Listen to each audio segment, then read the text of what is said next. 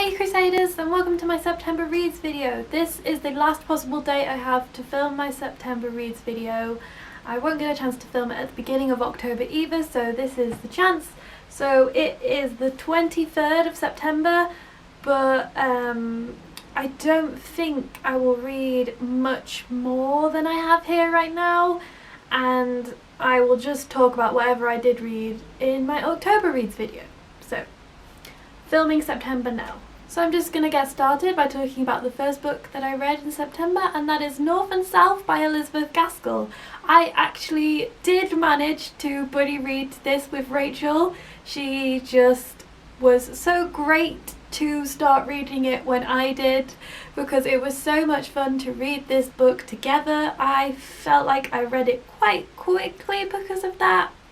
Because Rachel is an extremely fast reader, and the reason I was able to keep up with her pace was because she was reading other books at the same time.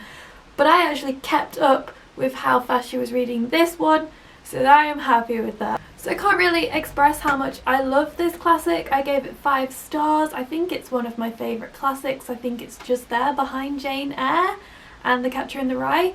And Thornton and Margaret, this is such a good one. So basically it's a story about Margaret, who has to move from her little pretty southern town up to the north of England with a change in her father's job to this she has to move to the industrial town of Milton. It's got a lot of cotton trade there, and I heard that maybe it was based off of Manchester, in which case that's not very far away from me. Thornton is the mill owner, and Margaret really disagrees with his views about wages and the strike that's going on and the way he's treating his workers and the poverty. She really takes it upon herself to let her view be known, and she takes it upon herself to tell Thornton what she thinks. She's a real action character. The things she do really drive the plot. And although her and Thornton clash and have all of these beautiful intellectual debates, there is something there inside themselves that they can't help but slowly get feelings for each other, and it's great. North and South, absolutely fantastic, very accessible classic. The next book that I have to talk about is Rome, the Eagle of the Twelth by M.C. Scott. Now this is the third book in that Roman spy series that I enjoy going on about, that just gets better and better with each book. The first book has its flaws, but the second book was fantastic, and this book was really good too. I gave this book 4 stars. Now this one is a bit different to the other two because it follows a new character perspective. It goes back in time to follow this character through his story arc until it meets the point where the other 2 books ended, which means that the 4th book is going to be both of those perspectives with Spastos and this guy Demalion, and oh my gosh, I can tell it's going to be fantastic because it's all about the year of the 4 emperors, but we're not talking about the 4th book right now. This is the 3rd, so this actually follows a Roman in the legions, the Legion of the 12th, which is just considered cursed because they never get very good luck. So Demalion, really following the Roman perspective. They were really brutal, weren't they? Just taking over places, and I can't really give more away than that because it would spoil events that happened in the second. But this series is very religion heavy and has a lot of accuracies, and it's so good. So I definitely recommend picking up this series. So the first book is The Emperor's Spy.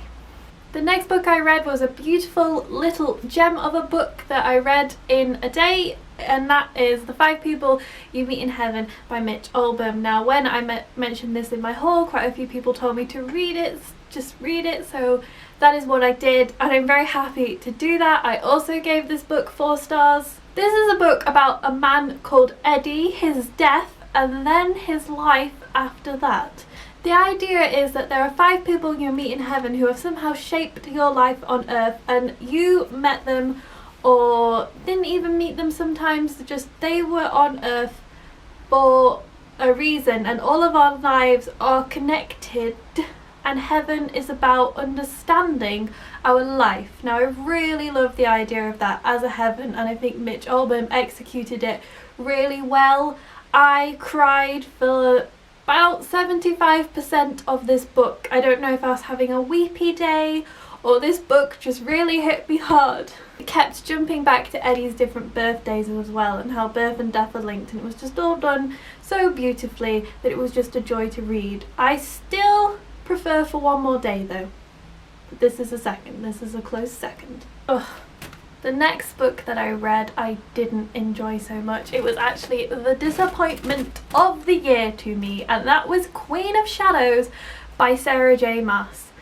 Now I am going to start this off by saying, please don't hate me for not liking this book. I was actually considering doing a review of it, but I don't know how many people who follow me and my channel would be interested in a review of a fourth book in a young adult series. It's not really what I usually read. I just started this series last year and I just want to follow it through. This book was a particular disappointment to me because if anyone remembers when I read Air of Fire, I really loved that book.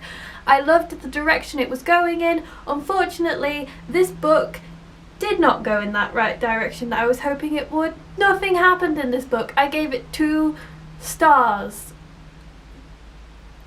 I'm not going to give away, I can't give anyway any spoilers about the book, but I will say that the first 2 books are a completely different series, it seems. I'm gonna calm down.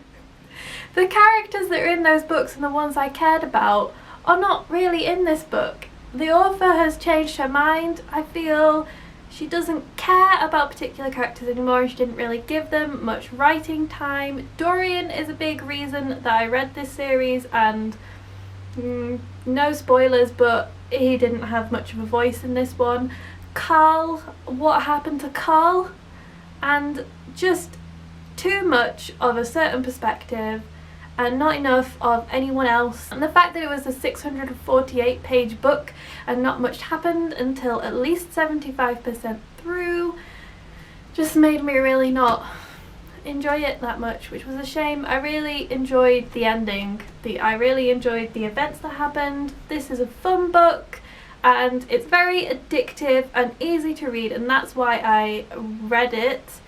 But I was just really disappointed because I just feel like it's going in a place that just isn't what this series was originally about.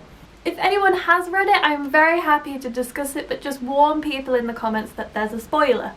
And the last book I have to talk about is a book that I'm actually currently rereading, but I know I'll be finished before September because I'm like halfway through and it's not very long to read.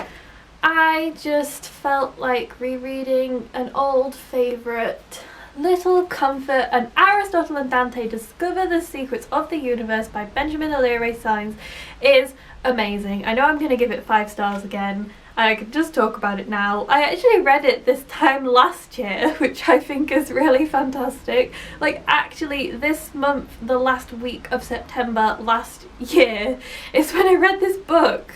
But oh geez, have I improved in talking about books since then. I have a review of that book up, but I'm not even going to link it. So this is about Ari and Dante and their friendship, and you've probably heard a lot about it, but really seriously guys, what I will say is that if you have given up on young adult, or even if you don't really read a lot of young adult, read this. It's nothing like of a young adult. This is beautiful. It has won 4 awards for a reason. It is gorgeous. This book is just, obviously I'm rereading it, so that says enough, doesn't it? Yeah. So after that, for the rest of September, I am probably going to read Rome, The Art of War by MC Scott on my Kindle. This is the 4th book in that Roman spy series.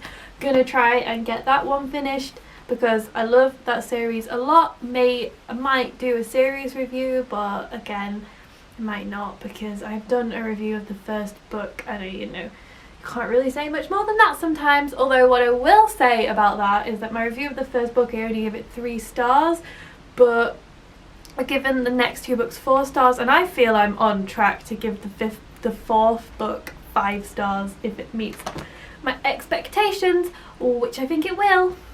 So that's my plan for September, and that's what I will probably have read.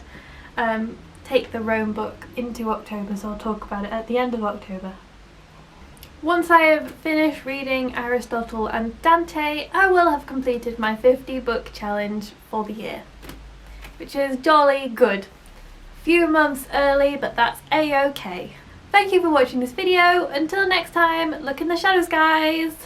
The next book that I read, which I actually have to return to the library before oh my gosh, that is Bloomin returning this book to the library is essential. And spy series that I enjoy going on. Oh, I hate ghost sneezes. Anyway, oh. Now it feels weird. It feels like it's coming, but it's not. The next book that I have to talk about is Rome, the Emperor's Spy, but no, it's not.